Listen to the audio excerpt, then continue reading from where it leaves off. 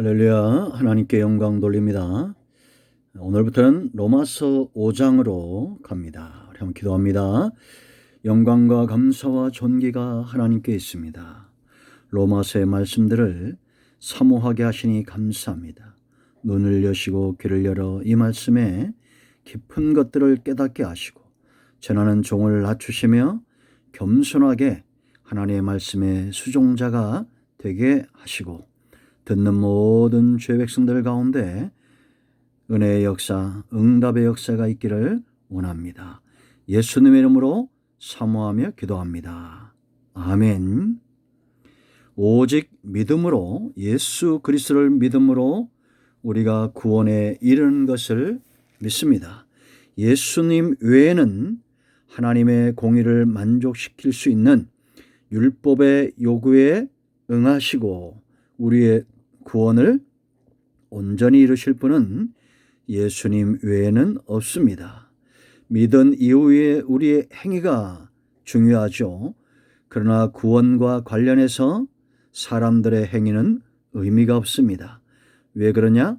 죄가 있기 때문이죠. 오직 점도 흠도 없는 예수님이 십자가에서 죽으심으로 인류의 대표로 오셔서 모든 죄에 대한 책임을 감당하심으로 우리에게 구원과 하나님 나라를 유업으로 얻는 길이 열려졌다라는 겁니다. 구원은 생명의 문제입니다. 생명은 또한 삶의 문제입니다. 이제 구원받은 이후에 성도의 삶은 어떠해야 될까요? 5장은 오직 믿는 자에게 주어지는 특권을 이야기합니다. 구원받은 이후의 성도의 삶은 크게 두 가지입니다. 하나님과의 관계에서 우리가 어떤 특권을 누리느냐라는 겁니다. 그리고 세상에서 성도가 된 이후에 성도들에게 회복되어진 그 삶의 특권은 어떤 것일까요? 이 두 가지를 로마서 5장에서 말합니다. 먼저 1절로 11절은 하나님과의 화평을 이야기합니다. 핵심 구절 1절입니다. 그러므로 그렇게 말합니다. 우리가 믿음으로 오직 예수님을 믿음으로 의롭다 하심을 받았으니 우리 주 예수 그리스도로 말미암아 하나님과 뭐라 했습니까? 화평을 누리자. 죄의 문제가 해결되었기 때문에 이제는 하나님께 나아가는 화평의 길들이 열려졌다는 겁니다. 이것은 닦아놓은 도로와 같은데 그러나 우리가 예수님 믿은 이후에 하나님과의 화평에 관심이 없다면 아무런 의미가 없겠죠. 자, 12절로 21절은 아담이 범죄함으로 잃어버렸던 통치권의 회복입니다. 12절로 21절에 세 가지 왕노릇을 이야기합니다. 14절은 사망의 왕노릇을 이야기하죠. 죄가 해결되기 전에 사망이 왕노릇했다는 겁니다. 그런데 17절에 또 다른 왕노릇이 있습니다. 생명 안에서 왕노릇하려다. 이제 구체적으로 살펴볼 것입니다. 예수님으로 인해서 이제는 사망이 아닌 생명으로 왕노릇한다라고 말합니다. 그런가 하면 19절 이하에서 은혜 안에서 우리가 왕노릇할 것을 이야기합니다. 21절까지 21절부터 이는 죄가 사망 안에서 왕노릇한 것 같이 은혜도 또한 의로 말미암아 왕노릇하여 그렇게 말합니다. 성도는 삶이 분명한 존재입니다. 하나님과의 관계에서 우리가 어떻게 살 것인가, 그리고 세상에서 우리가 어떻게 살 것인가.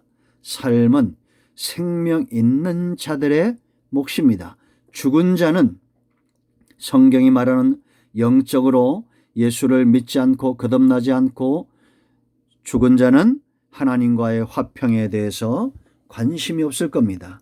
그리고 그들은 세상에서 아담이 빼앗겼던 생명 안에서 왕노릇하는 통치권의 회복에 대한 관심이 없을 거예요. 하나님은 아담을 창조하신 이유가 있죠. 생육하고 번성하고 땅에 충만하고 정복하고 다스리는, 그런가 하면 노아를 이끌어내고 아브라함을 이끌어내고 복의 근원으로 삼으시는 하나님은 지금도 하나님의 나라 백성들을 통해서 세상을 세워 가시기를 원하신다라는 겁니다.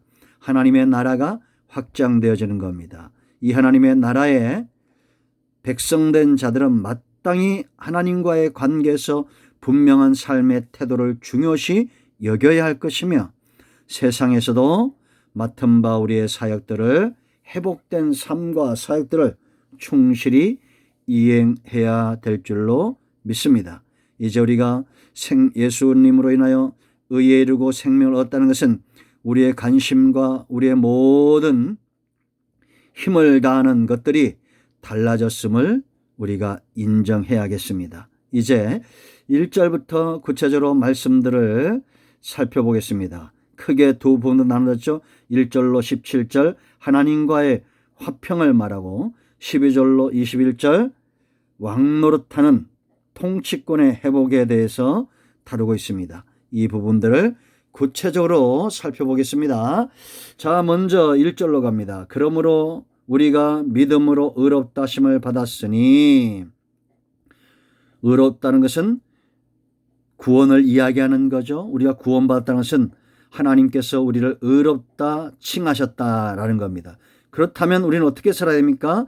우리 주 예수 그리스도로 말미암아 하나님과 화평을 누리자라는 겁니다. 하나님과의 관계가 회복되어지고 이 화평이 깊어질 수 있는 유일한 통로, 바로 예수 그리스도로 말미암아라는 겁니다. 예수 그리스도로 말미암아 구원을 받고 이제는 예수 그리스도 말미암아 하나님과 화평했다라는 거죠. 여러분, 구약 시대에는 짐승의 피를 의지해서 하나님께 나아갔지만, 그러나 이제 우리는 짐승의 피를 의지할 필요가 없습니다. 주의 보혈 예수 그리스도의 이름을 의지해서 하나님과 화평할 수 있다라는 겁니다. 여러분, 평화는 모든 사람들, 온 인류가 바라는 삶의 축복이죠. 참된 화평은 하나님으로부터 온다는 걸 알아야 됩니다. 하나님께 있음을 알아야 됩니다. 예수 그리스도 말미암는다는 것은 받을 자격이 없는 자들을 예수님 때문에 하나님의 화평이 그들 가운데 임하는 길이 열려졌다라는 겁니다. 사람의 생각과 사람의 뜻과 사람의 능력으로 우리가 하나님 안에 있는 화평을 이끌어낼 수가 없습니다. 사람과의 관계에서도 어느 정도 우리가 평화로운 삶을 살 수 있겠죠. 그러나 여러분, 사람과 인간의 능력으로 감당할 수 없는 그런 화근들이 있습니다. 그런 문제들이 있습니다. 죄와 사망의 법들이 있습니다. 우리가 감당하지 못할 사단의 역사가 있고 어둠의 세력들이 있습니다. 하나님의 화평이 우리 가운데 임할 때 그 모든 흑암 가운데서도 빛이 비치는 역사가 있다라는 겁니다. 그러므로 우리는 부지런히 예수 그리스도를 의지하여 하나님께 나아가 그 화평을 응답으로 받는 삶을 살아야 됩니다. 여러분, 우리는 영적으로나 물질적으로나 육체적으로나 범사에 많은 문제들이 있을 수 있어요. 예수 믿는 자들도 여전히 질병에 걸릴 수 있습니다. 그러나 그 가운데서도 화평은 잃어버리지 말아야 됩니다. 빼앗기지 말아야 됩니다. 사단도 질병도 그 어떤 문제도 하나님께서 주시는 이 놀라운 화평의 축복을 빼앗아갈 수 없고 넘어뜨릴 수 없다라는 거 여러분들 인정하셔야 됩니다. 우리는 자격이 없습니다. 그러나 예수님 때문에 하나님 안에 있는 화평을 누리게 되었다라는 겁니다. 그러므로 여러분, 하나님께 나아갈 때는 내 의지와 내 능력과 내 헌신과 내가 가지고 있는 모든 것들로 나가는 것이 아닙니다. 예수 그리스도의 이름과 그 보혈을 의지해서 하나님께 나아가는 자들이 어떤 상황에서도 빼앗기지 않는 화평을 응답으로 받을 줄로 믿습니다. 아멘. 그러므로 성도는 예수 그리스도를 말미암는 삶이 습관이 되어야 됩니다. 주의 이름을 의지하는 삶이 습관이 되고 연습되어져야 됩니다. 훈련되어져야 됩니다. 입에 닳도록 예수 그리스도의 이름을 달고 사십시오. 여러분 가운데 세상이 빼앗을 수 없는 세상이 줄 수 없는 화평의 역사가 넘치게 될 것입니다. 아멘. 오늘은 여기까지 합니다. 기도합니다. 하나님, 오늘 이 말씀대로 이루어지게 하시고 우리 삶 가운데 무엇보다 가장 우선적으로 하나님과 화평하는 삶을 살게 하시고 예수 그리스도의 보혈과 그 이름을 의지하여 하나님께 나아가기를 게을리하지 않는 지혜로운 성도들 되게 하옵소서. 하나님이 우리 삶 가운데 이루실 놀라운 화평의 응답과 그 축복을 기대하며 기도하며 기다립니다. 아멘. 예수 그리스도 이름으로 기도합니다. 아멘. 자, 이제 선포합니다. 여러분 가운데 불안함과 염려와 근심과 화평이 아닌 모든 것들은 복음 대신 예수 그리스도의 이름으로 물러가고 평화가 임할 것입니다. 지금 여러분 모두를 하나님이 치유하시고 어둠의 세력이 물러가기를 예수 그리스도 이름으로 선포합니다. 그대로 될 것입니다. 아멘. 할렐루야. 간증을 나누시기 바랍니다. 축복합니다. 아멘.